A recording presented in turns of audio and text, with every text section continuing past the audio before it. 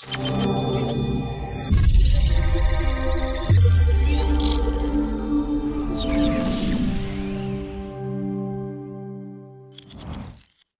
guys, welcome again to Earn Money at Home Worldwide, and right now we will have another video presentation, and this is update with our Bitcoin halving. And to be honest, what happened today is our halving is already completed for the year 2024. So tapos na po ang ating Bitcoin halving for this year. Nakuha na yung mga dapat imina, i-digital mining ng ating mga miners, at syempre simula ngayon liliit na ang reward ng mga miners. So ayan yung mga na-discuss natin previously sa ating video, na kung saan ang Bitcoin halving, yung reward sa mga miners ay binabawasan. Since para sa mga newbie, yung hindi pa napanood yung mga update natin previously, na normally ang Bitcoin is na-acquire dyan, nakukuha yan through reward sa mga miners. And since 2009, every 4 years, o 2009, and nag-start ng 2012, yung unang halving, yan, nagkaroon ng halving noon. Then 2016 to 2020, 2020 as well, nagkaroon tayo ng halving, nababawasan yung mga reward ng miners. So loss of supply and demand, normally after halving, tumataas ang presyo ng Bitcoin, nagkakaroon ng all-time high. So imagine from $2 noong 2011, ang isang Bitcoin, ngayon pumapalo na siya ng around 60, ang maximum natin is $73,000 ang all-time high. So ganun, kung nag-ipon ka kahit isang Bitcoin ngayon in peso, milyonaryo ka na. May milyon ka na. Okay, so yan yung ating nangyari. But we will explain in this video what will really happen. Kasi ang daming nagtatanong, Coach, ba't ganun? Tapos na halving, wala namang nangyayari.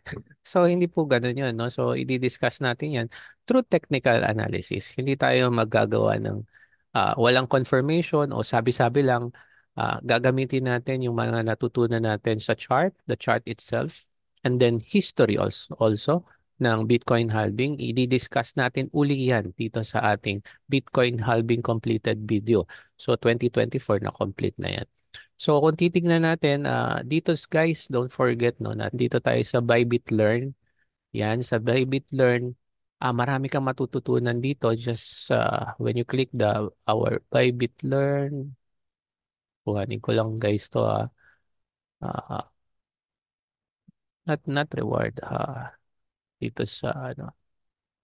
So first of all, yan, okay, kuhanin natin.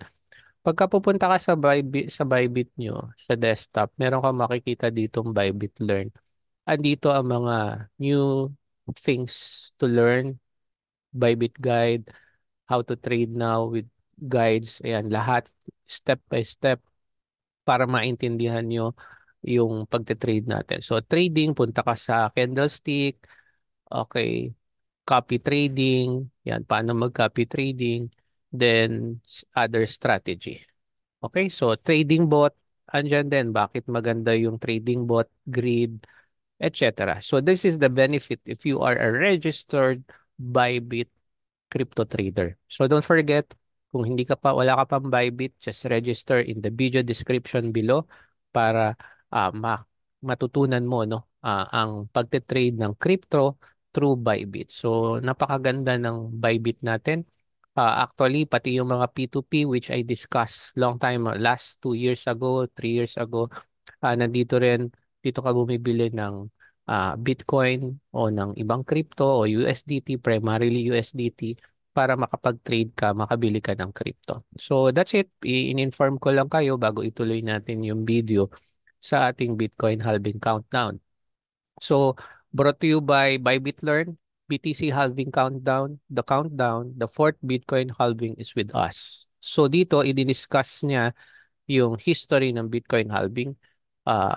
Makikita natin dito, okay, sa ating Bitcoin halving countdown, and more topics pa ang pwede nyo makita dito sa by BitLearn. So back to our chart. So pag-usapan na natin ngayon guys yung chart mismo. Ano ba talaga nangyayari pagka Bitcoin halving? Bakit yung iba ganito, ganyan? Okay. So yung technical analysis natin sa Bitcoin, nasabi na natin yan noon pa, no? For our tatlong video na yung nagdi-discuss ng Bitcoin halving. Kung ano na nangyari, anong update, nagkaroon tayo ng update sa video na yon. So ngayon, pag-usapan naman natin itong ah, Bitcoin ngayon, ano nangyayari after the halving. So pag-usapan natin, ano ba yung mga nangyayari noon sa halving. Okay, so ito yung bagong update ko sa chart ko which I'll discuss to you later on. Pero pag-usapan muna natin yung mga nangyari nung halving. Okay, so ito yung nangyari nung halving. Okay, pinakamaganda, tanggalin na natin itong drawings din dito. Kaya ko namang ibalik yan since ako ang gumawa ng drawing na yan. Okay, so ganito yan guys, no? Hindi porket halving, magte-takes effect agad ang pag-angat ng Bitcoin. That's number one. Based sa history, as you can see, bago niya na-reach yung bago. Kung papansin niyo dito, ito yung all-time high natin. So, kiklik ko lang yung all-time high. Okay. Lagyan natin to ng ATH setting siguro. Ano na lang, default na lang natin. Okay. So, lagyan natin siya ng red. Ano lang natin. Then text pala. Okay. So, ATH, ito yung all-time high niya. Okay. So, karoon siya ng all-time high. Before halving, bumaba. Okay. Ang halving natin nangyari nung November 28. And then, tingnan natin, yung halving na yan dito, nag-consolidate siya. Okay. Nag-consolidate siya somewhere here. Okay. And then, naabot niya yung peak, nag-retrace, then created another all-time high. Para klaro tayo. Okay.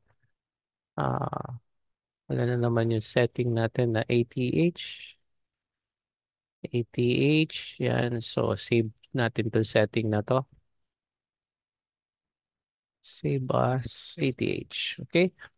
Now, kung titignan nyo from this halving, okay, titignan natin yan up to this day or week ng December 2013. This is not guaranteed, no? So, from here to here, yan. Hindi natin ang setting.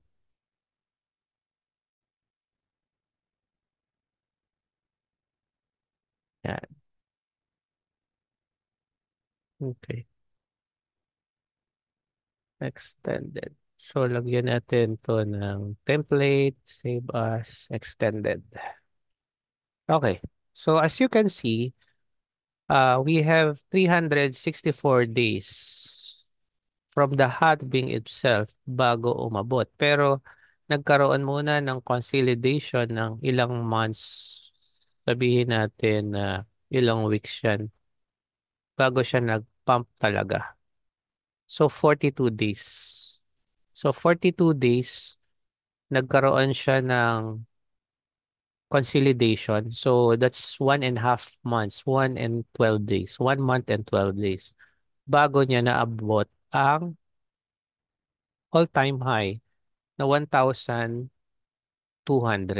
Ito, yung ating all-time high. Okay, klaro tayo dyan. That is 2012 halving. After 2012 halving, nagkaroon muna ng consolidation din. Then, sabihin natin consolidate, umangat ng kaunti from here to here. So, kung titignan mo ito guys, from here, sabihin na natin almost 2 months bago nag-retrace at talagang masasabi natin yung pump dito. Pero ito ang nangyari, no? Let's say sabihin natin ito, naabot niya to, okay, ito. 175 days muna bago niya binasag itong area na to na previous, okay, previous high bago halving. Ito yung previous high. So, ang nangyari after niyan, na-reach niya ang all-time high. Kailan? After 525 days. No. Ang all-time high pala natin ay bago siya nag-retrace, 525 days. And then, yeah, correct. This is another halving. So, ito na yung ating all-time high ngayon before 2020. Okay, so yun yung ating all-time high.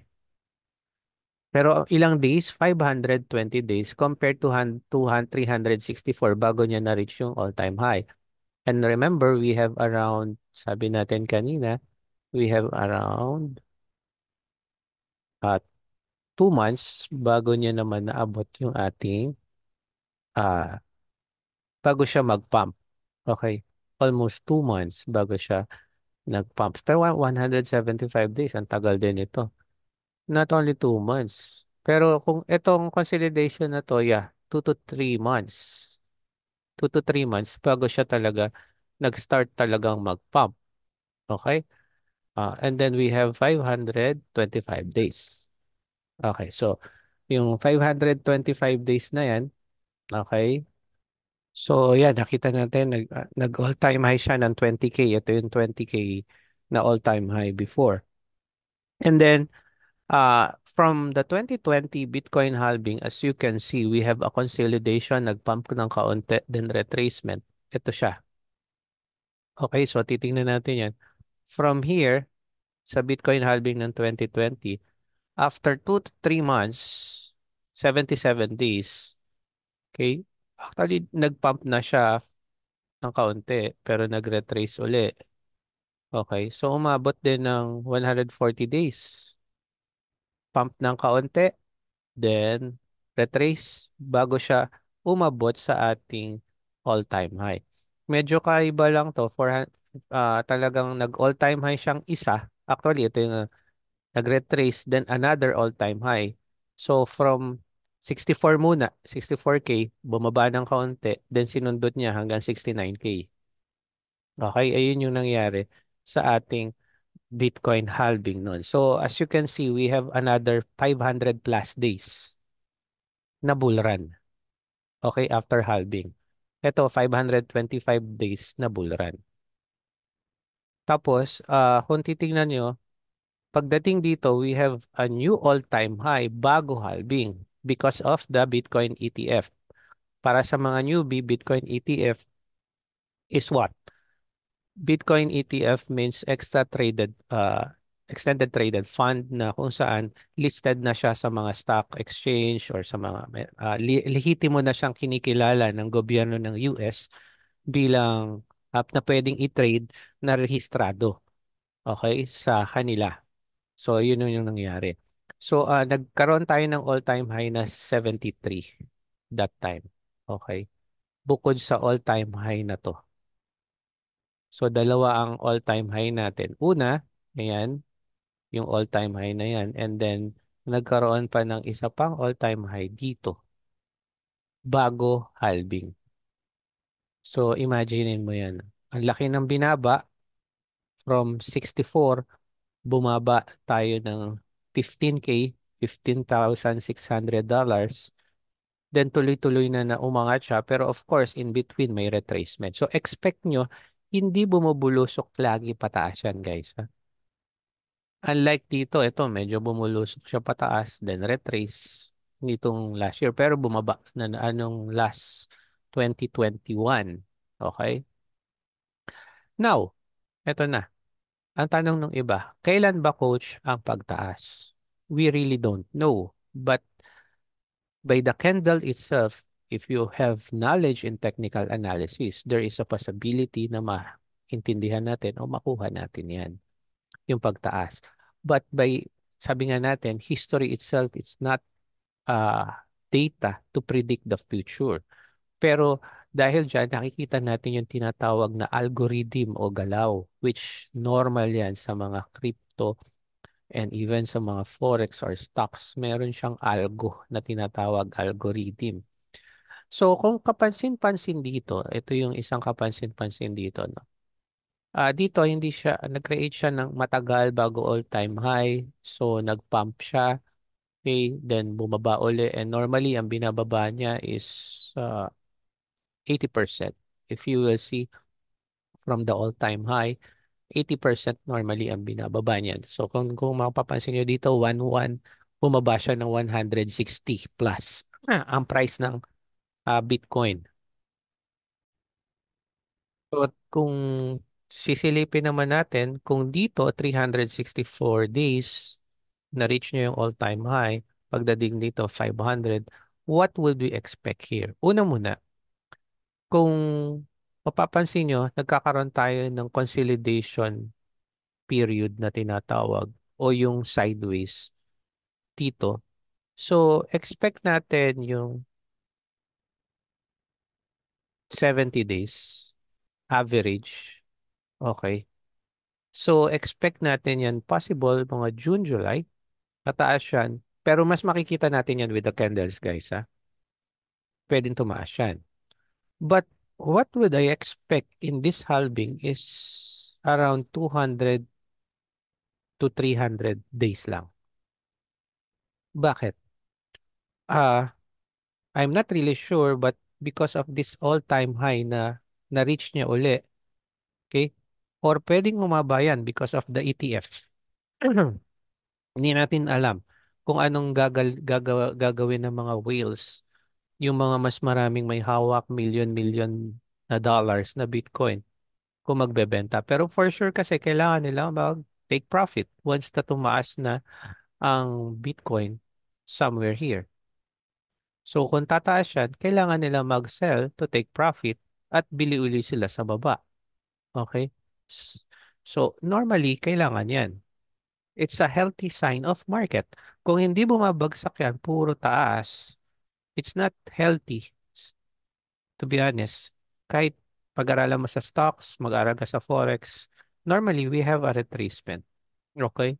And we are still on a bullish side of Bitcoin. If you remember gold, 8 years siya nagparabolic. Okay, 8 years. Tandaan nyo, 8 years siya. Simula siya nung napunta sa ETF na tinatawag. Okay, pasilip ko sa inyo yun. Guys, yung nangyari sa gold, tingnan natin. Ayan guys, ano kung makikita nyo, 8 years nag-bull run ang gold after niya na mapasama dito sa tinatawag nating exchange traded fund, ano? Yung exchange traded fund na ETF. Okay. So, sinasabi ng ilan kung gagayahin ng Bitcoin ng gold, pwedeng magganito. So, this is not a guarantee. Makikita naman natin yan sa galaw na chart. Okay. Balik tayo sa ating halving. So, what would we expect is we will have after this halving today, magkakaroon tayo ng consolidation similar to this. So ito nagkaroon ng consolidation ng 70 days. Ito nagkaroon ng consolidation somewhere here, 98 days. Okay? Ito nagkaroon ng consolidation din somewhere here. Ito maikli, 42 days. So pwede ring mangyaring ganito. So tinignan natin naman yung consolidation na nangyayari. There is no guarantee kung kailan talaga siya magpa-pump. Okay, ang guarantee lang natin is definitely magiging bullish pa rin tayo.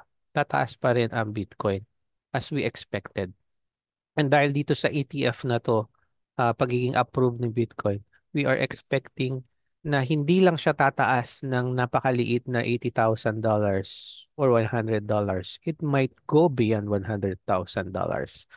And some other experts are saying 150 to 200. Even sa mga expert na mga stocks, na mga market natin. So, for example, we will have, let's say, a standard of 70 days. So, we expect a pump, mag-start na ng pump ng June. So, talaga bang late na para bumili? Not really. Kikita ka pa rin. And that's what I'm saying to other. Mas malaki ang high risk, high reward tayo pagdating saan? Pagdating sa altcoin. So that's the reason why I'm not promoting but I'm giving you information na malaki ang kita sa mga altcoin natin. Kasi once na itong mga altcoin na to ay nag-pump na, no? Nag-pump. Yan, tingnan natin, silipin natin to. So once na katulad niyan, yung nangyari sa halving na ngayon na 2024, once na nag-pump na to, saan pwedeng mapunta yung ating ah, mga altcoin na tinatawag? So yun yung dapat nating isipin. Dito sa ating Forex and Crypto group na Asasi community, na-discuss ko yan, no? So kita nyo, weak hands out, bear trap, nangyari yan. And then as you can see, Bitcoin, ganito yung nangyayari. Then altcoin is, of course, magkakaroon tayo ng effect sa altcoin afterwards na tumaas si Bitcoin.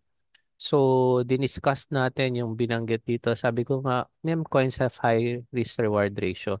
Uh, this year, from January 1 to March 31, sa data ng CoinGecko, 1,313% ang kinita ng meme coin. Yung angat ni meme coin, kasama na dyan yung Dog with Hot, Pepe, talagang ang laki ng itinaas. So, ngayon, risky ba?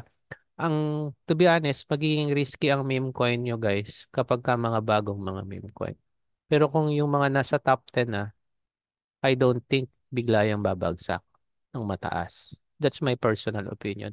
For those who hate meme coin, it's up to you. Even Brian Jung, a millionaire, okay, nagsisi siya ng 2021 kasi nasa top 10 na mga crypto lang ang kanyang ipinag-investan. But he realized that in altcoin and meme coin, andon ang talagang pera. Of course, hindi ka naman mag-join ka agad sa mga yan just because of the FUD or I mean FOMO. You have to do your technical analysis. That's what I'm telling. Hindi ka mag-invest. Ako hindi ako nag-invest sa meme coin because sa FOMO. Tinitignan ko yung chart. So now, so that's it ang about dyan. Ngayon, eto, saan na tayo, nasaan na ang Bitcoin ngayon? So, yun naman ang tanong, no, natin. Where we are going, so remove natin yung drawings natin. Where we are going now, paano nga ba ang Bitcoin? Coach, ano na nangyari dun sa TA mo dati? Yan, so yun yung pag-uusapan natin ngayon. So kanina, meron akong drawing na pinakita. So tingnan natin kung maibalik natin siya. Okay. Ah,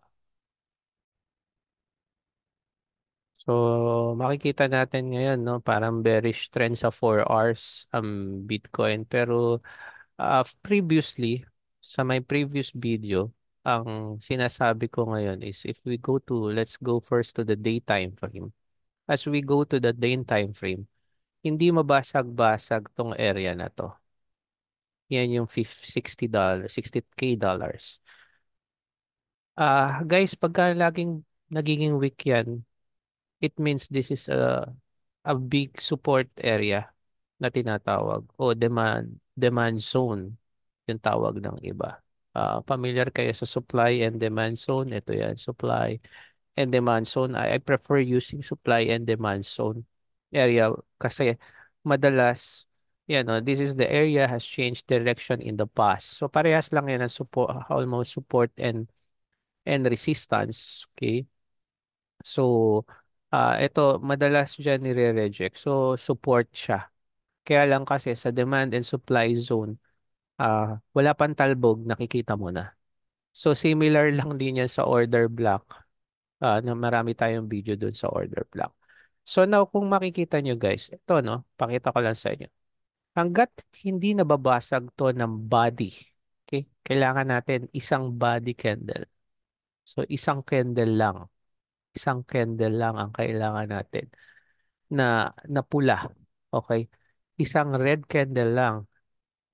And then magka-create na ng panibagong candle. This means na pwedeng bumaba ang Bitcoin. And then another support natin, etong area na to. Okay? Ito yung another support natin. But I'll give you another TA about this one. later on. Okay, ilalagay natin yung TA. So may OB dyan ako nakikita manually. Okay, yung OB dyan, so demand zone din yan. So kailangan lang natin ng isang body para bumagsak. So as of now, makikita nyo, we are consolidating on this area. So nagko-consolidate ang Bitcoin on this area. Tong area na to, tsaka tong area na to. Di ba pinakita ko sa inyo last time, yung iba-ibang klase ng correction.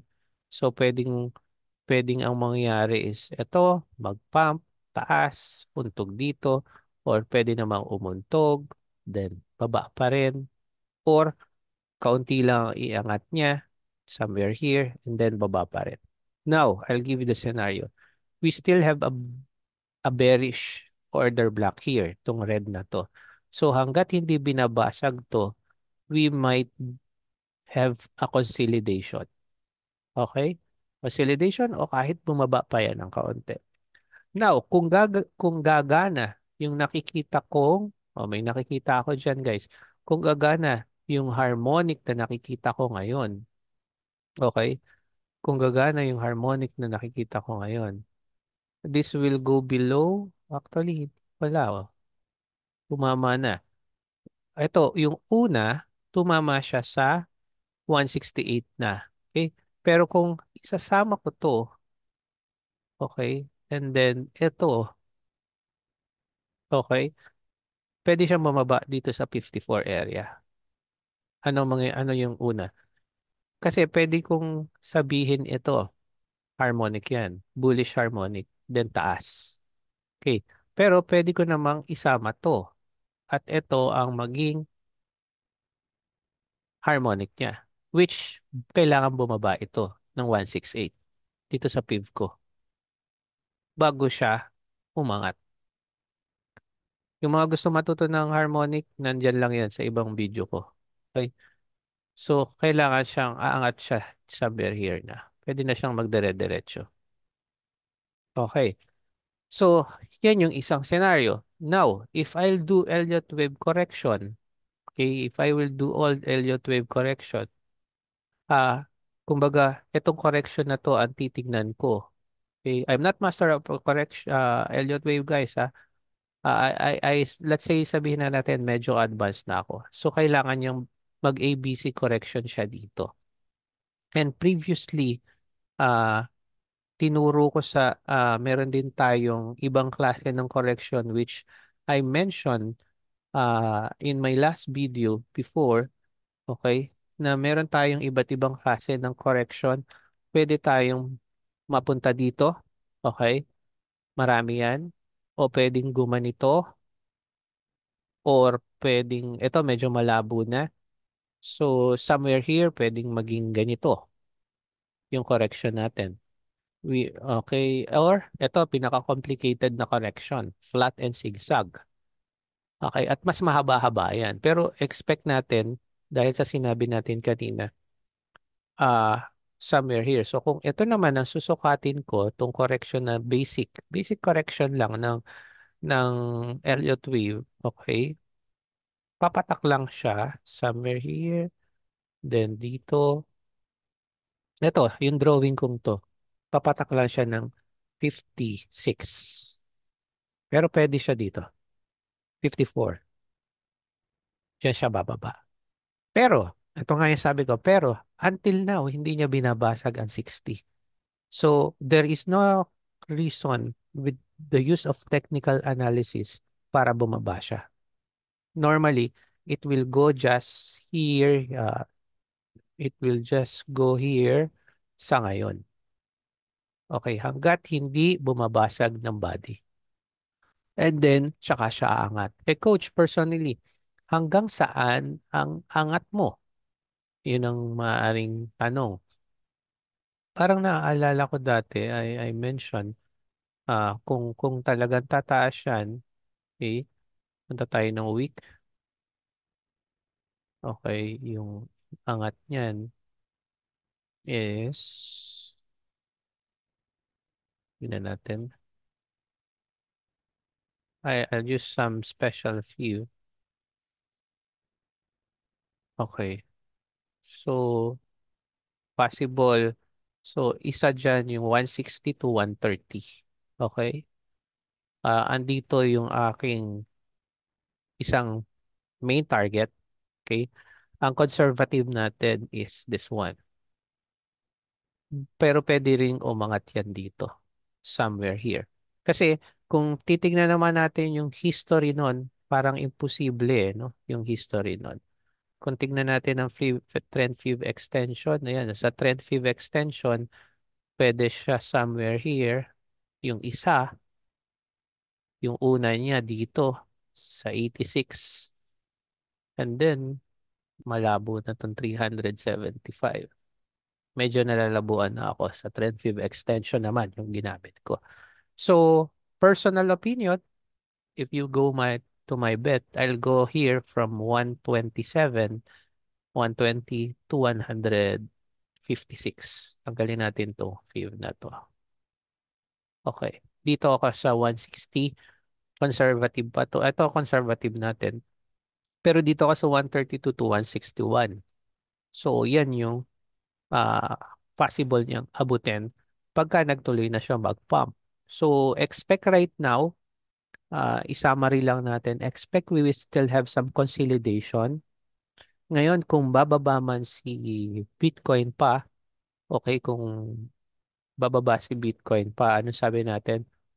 Probably kailangan niya munang basagin ito ng body, no?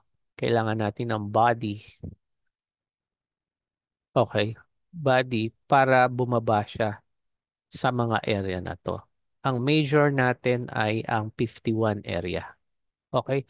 Yung 51 area, major yan na kailangan mo niyang basagin.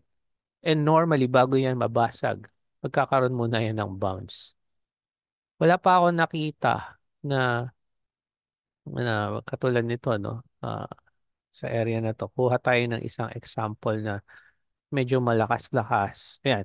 Sa area na to, guys, just for example, mm, ayan. Okay. Bago siya bumagsak sa area na to, yan, weak muna, body, weak, weak, tsaka siya bumasag. Hindi kadalasan dire-diretso. Yung mga malalakas na swing, ah ano tayo? Nasa weak pala tayo. Oh no, this is 4 hours. Okay.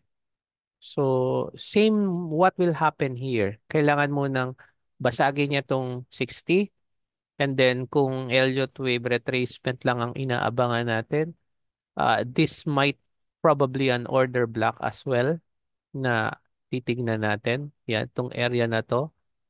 Okay, may maliit na swing pero this is 4 hours. Kung sa day wala siya. Okay, sa day wala siyang area ako nakikita. Imbalances.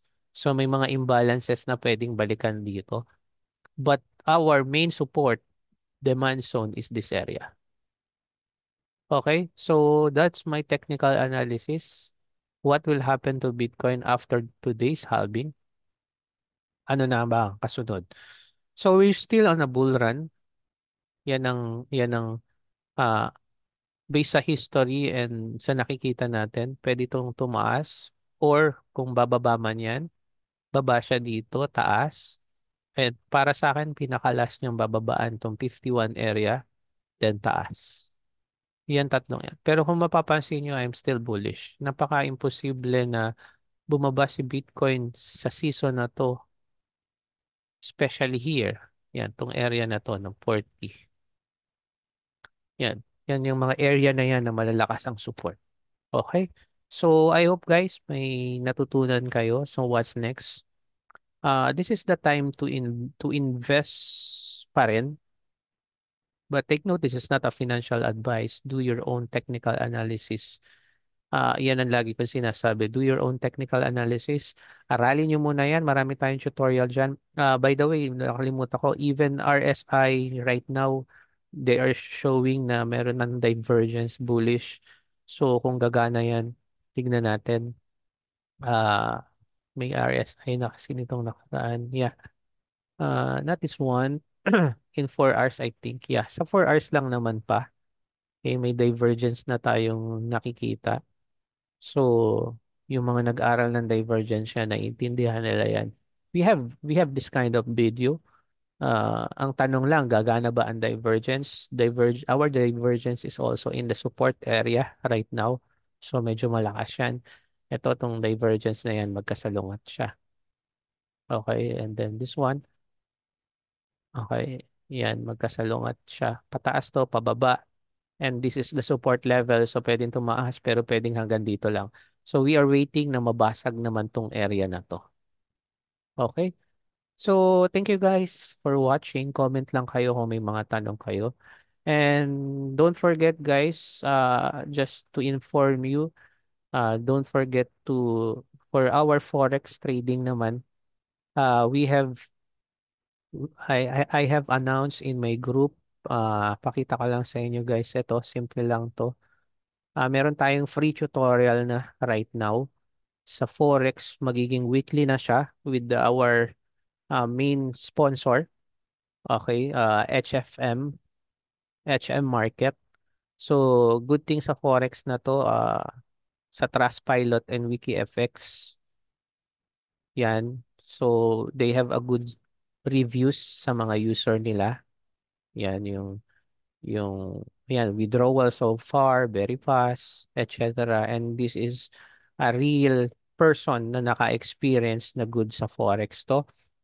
And then we have WikiFX reviews. They have 8.25 out of 10, which is a very good review naman sa Forex. So now, if you want to attend our technical analysis tutorial, which this can be applicable also to crypto, just simply register, okay, and then tuturuan namin kayong mag-trade with this. So don't forget to join in our Forex and Crypto Asasi community, ICT and SMC Philippines to. So nakafocus kasi kami dito yung topic is uh, yung ICT and SMC. So yan ang pinaka main topic namin dito. Okay? So don't forget, and don't forget also Bybit, okay? For our crypto trading, Bybit lang tayo, guys. Isa sa mga main crypto ko yan na ginagamit. So just register, since I discussed to you Bybit Learn as well. Nandito lang sa Bybit Learn. Okay, so thank you again for watching guys here in Earn Money at Home Worldwide, and mabuhay po tayo, and hopefully everyone will be profitable in trading. Just always do your risk management, at laging aralin muna ang trading, especially sa mga newbie bago mag-invest ng malalaki. For a safe side, kung gusto nyo, pwede kayong mag-invest sa crypto ngayon. Simple lang. Bumili lang kayo ng mga coins na napili nyo na maganda ang fundamentals and technical analysis. And then probably, ang bull run, yun. Nakalimutan ko palang idiin kanina. Buti na ihabol ko. Okay. Hanggang kailan? So, expect natin na ang bull run ngayon is not 500 days na gaya ng dati. Sabi ko nga, we expect we can have around 300 days. So, monitor nyo lang guys from December onwards ang ating mga chart. Baka kasi maikli lang yung yung bull run na tinatawag nating bull run season. It might be longer. We really don't know. But you have to be strong in your technical analysis para hindi tayo bulag na nag-i-invest lang ng pera nang hindi natin naiintindihan. So again, thank you again for watching here in Earn Money at Home Worldwide. Don't forget to subscribe on my channel, register sa Bybit, and if you want to learn more about Forex or technical analysis, register kayo sa HM Market. Andito lang. Kailangan natin yan para maibigay ko sa inyo yung Zoom link sa next Saturday, that will be April 27. Magkakaroon tayo ng simplified SMC lectures, and then weekly, only for those registered in HFM, weekly magkakaroon tayo ng webinar. Pag-uusapan natin lahat, mostly related to sa Forex. and signals, forex signals, and free daily technical analysis para sa mga HFN registered trader. So thank you again for watching here in Earn Money at Home Worldwide.